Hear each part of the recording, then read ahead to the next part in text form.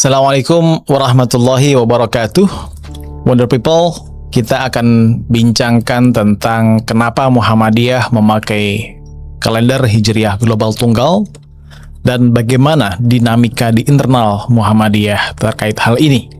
Di sini saya ingin mengajak kita berpikir secara jernih.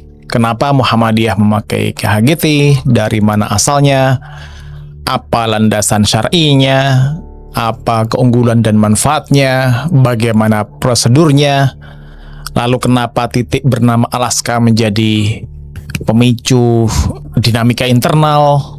Yang gak kalah penting juga dinamika internal itu termasuk kritik dari Profesor Susiknan Azhari dan bagaimana respon kelembagaan Muhammadiyah terhadap kritik tersebut. Jawaban singkat dari kenapa Muhammadiyah memakai KHGT adalah begini. Karena Muhammadiyah ingin kepastian. Bukan kepastian lokal, tapi kepastian global. Karena kalender bukan hanya soal ibadah. Kalender juga urusan sosial, soal pendidikan, soal kerja, soal perjalanan, soal transaksi ekonomi. Jadi KHGT ini dipahami sebagai kelanjutan dari proses tajdid di Muhammadiyah, proses pembaharuan di Muhammadiyah. Muhammadiyah sudah lama memakai hisab hakiki dan KHGT diposisikan sebagai kalender yang adil bagi dunia Islam dan sebagai upaya keluar dari ketertinggalan peradaban dalam urusan berkalender. Lalu, bagaimana sejarahnya? Yang kedua, KHGT bukan gagasan yang muncul tiba-tiba. Ia lahir dari kebutuhan penyatuan kalender Islam lintas negara karena realitas hidup dalam dunia global. Sementara kalender sering diputuskan dengan standar yang lokal dan bahkan sangat lokal. Di lingkungan Muhammadiyah, keputusan untuk mengakomodasi KHGT sudah menguat sejak Muktamar ke-47 tahun 2015 di Makassar dengan mandat penyatuan kalender agar memberi kepastian terutama untuk Ramadan, Idul Fitri, dan Idul Adha. Kemudian disusun prototipe kalender global untuk tahun 1442 Hijriah berbasis parameter yang disepakati dalam pertemuan internasional di Turki tahun 2016. Namun, prototipe itu belum menjadi kalender resmi. Implementasi baru dinyatakan berlaku mulai tahun 1447 Hijriah tahun ini. Dan memang, implementasi KHGT disebut berjalan sejak 1 Muharram 1447 Hijriah atau 26 Juni 2025 kemarin. Jadi secara historis, ada proses yang panjang, ada keputusan organisasi, ada prototipe, lalu kemudian mencapai kesepakatan implementasi di tahun ini. Bagaimana dengan dasar syar'inya? Ini yang ketiga. KHGT tidak mengklaim ada ayat atau hadis yang secara eksplisit menyebut kalender Hijriah Global Tunggal. Yang dipakai adalah pendekatan dalalah isyarah, yaitu petunjuk implisit yang kuat yang membangun sistem waktu yang tertib. Di antaranya adalah penegasan dari Al-Quran tentang Al-Ahillah, bulan sabit, sebagai tanda-tanda waktu bagi manusia. Frasa bagi manusia dipahami sebagai isyarat universalitas kalender, bukan eksklusivitas lokal. Ini ada di surah Al-Baqarah ayat 189 yang berbunyi, Yas'alunaka 'anil ahillah, qul hiya mawaqitu lin-nas wal hajj. Ya, di situ ada tentang ahillah merupakan tanda-tanda waktu bagi linnas untuk seluruh manusia. Ada juga ayat tentang bilangan bulan yang ditetapkan Allah sebagai kerangka keteraturan waktu dalam agama. Ini ada di surah Yunus. Walladzi ja'ala asy-syamsa diyaa'a wal qamara nura wa qaddarahu manazila lita'lamu 'adadas sinina wal hisab ila akhirih.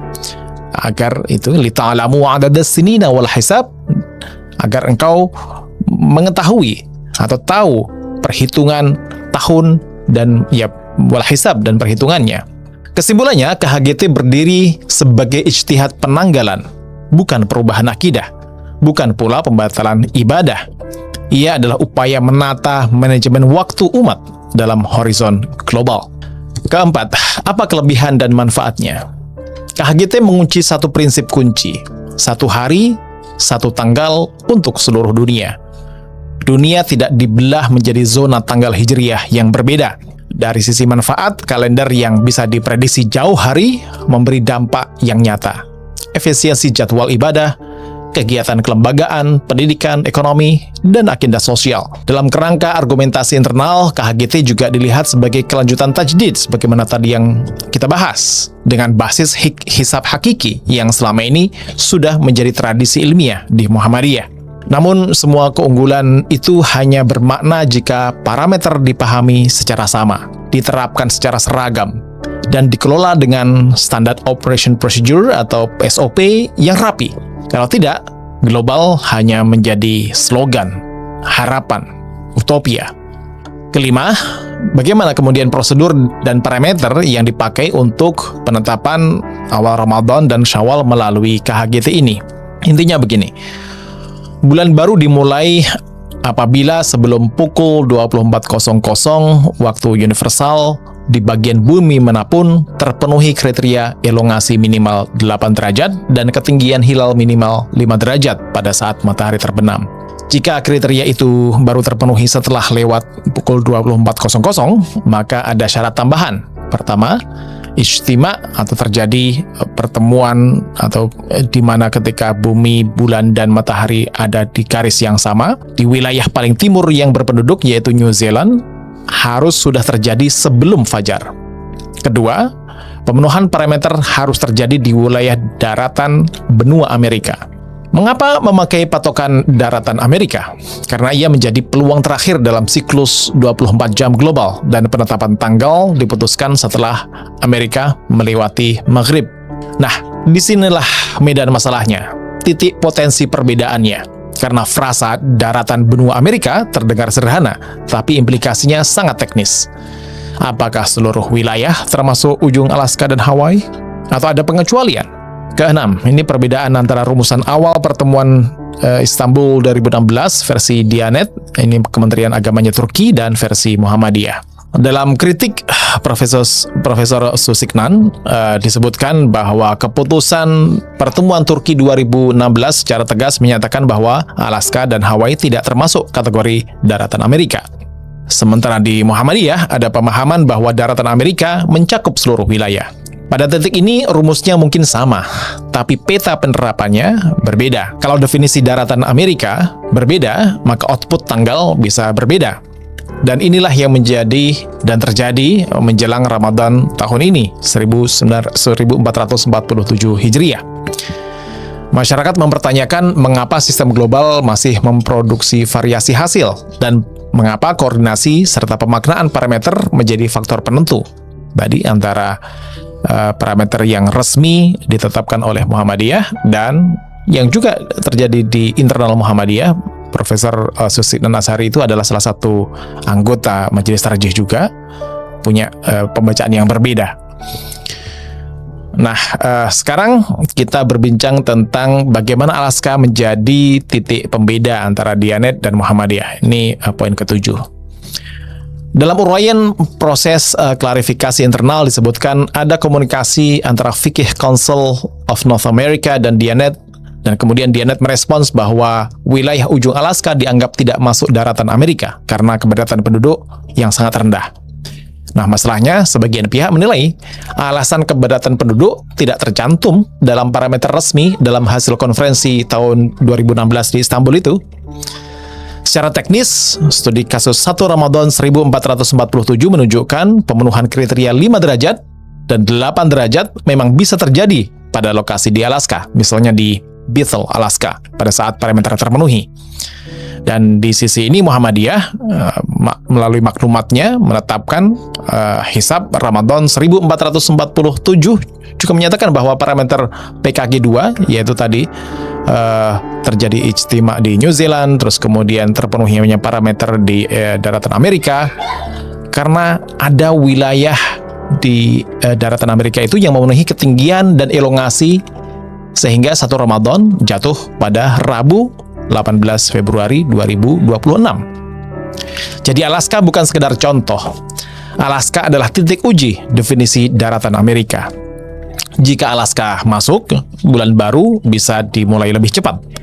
Jika Alaska dikeluarkan dari benua Amerika, bulan baru mundur 1 hari. Poin ke-8. Sekarang soal lain yang juga jadi perdebatan, penentuan tinggi bulan dan elongasi. Ditentukan secara toposentris atau geosentris. Dalam materi KHGT, perbedaan ini dijelaskan begini. Geosentris memakai pusat bumi sebagai titik acuan tunggal, penentuan tanggal itu. Ia memberi angka yang lebih terstandar dan objektif untuk menentukan kalender global. Ia juga tidak terpengaruh paralaks, dalam pengertian variasi sudut pandang pengamat di permukaan bumi. Sementara toposentris memakai titik pengamatan di permukaan bumi. Nilai variasinya atau nilainya bervariasi, bergantung pada lokasi, elevasi, dan kondisi atmosfer, serta relevan untuk pendekatan ru'yat lokal dan kriteria visibilitas yang bertumpu pada huruf setempat atau pada terbenamnya matahari setempat. KHGT diposisikan memakai kerangka geosentris untuk konsistensi kalender global dengan acuan elongasi minimal 8 derajat dan ketinggian minimal 5 derajat secara global. Tapi yang juga perlu dipahami secara hati-hati di sini adalah kriteria ketinggian hilal di atas ufuk saat matahari terbenam tetap membutuhkan perhitungan lokasi tertentu ketika matahari terbenam. Sehingga astronomi secara praktis, unsur toposentris juga tetap potensial hadir pada level implementasinya.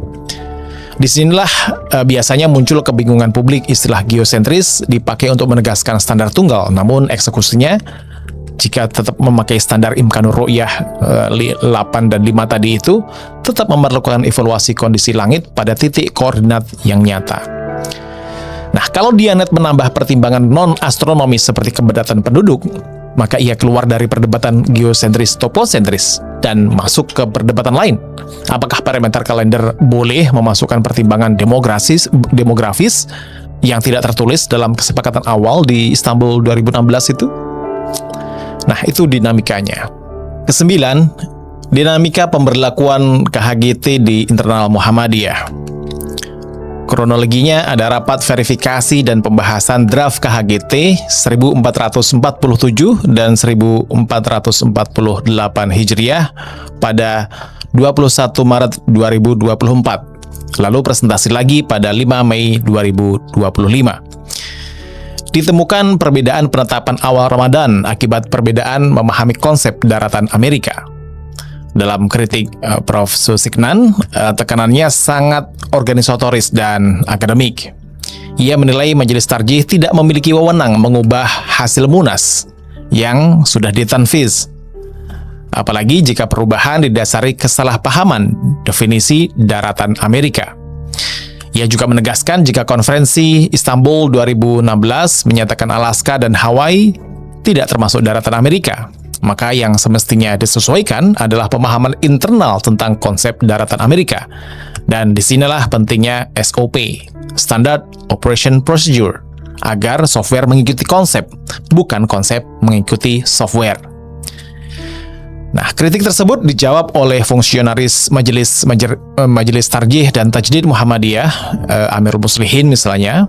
Menurutnya, tidak ada inkonsistensi antara Munas Tarjih dan software Hisabmu. Software yang dipakai itu adalah namanya Hisabmu. Sebab software Hisabmu dikembangkan dan dibuat sebagai representasi resmi prinsip, syarat, dan parameter atau PSP KHGT yang telah ditetapkan Munas Tarjih. Jadi ada konsistensi antara prinsip, syarat, dan parameter lah gitu yang ditetapkan oleh Munas Tarjih dan itu diaplikasikan dalam softwarenya.